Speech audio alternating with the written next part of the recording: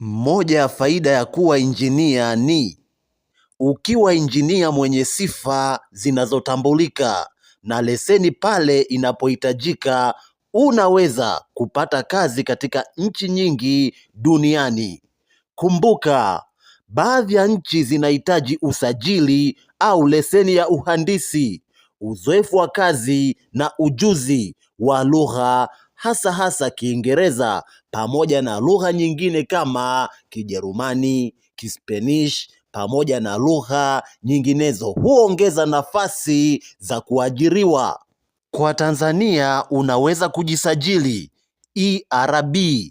Kirefu chake ni Engineers Registration Board, kwa kifupi ni ERB. Vyuo vipo, mfano kuna ATC Arusha Technical College, kuna University of Dar es Salaam pamoja na vyuo vingine. Nikianza na Ordinary Diploma in Civil Engineering, lazima uwe na pass 4.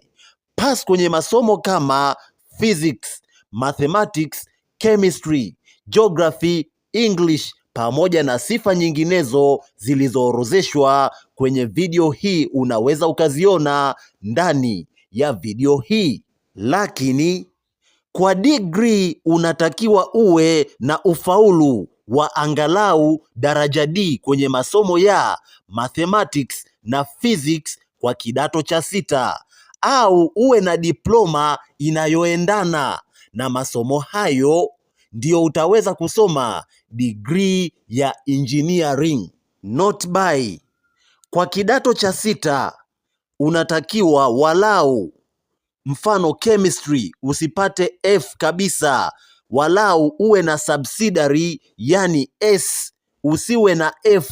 Mfano kwenye chemistry walau uwe umepata daraja S, yani usiwe umepata F kabisa.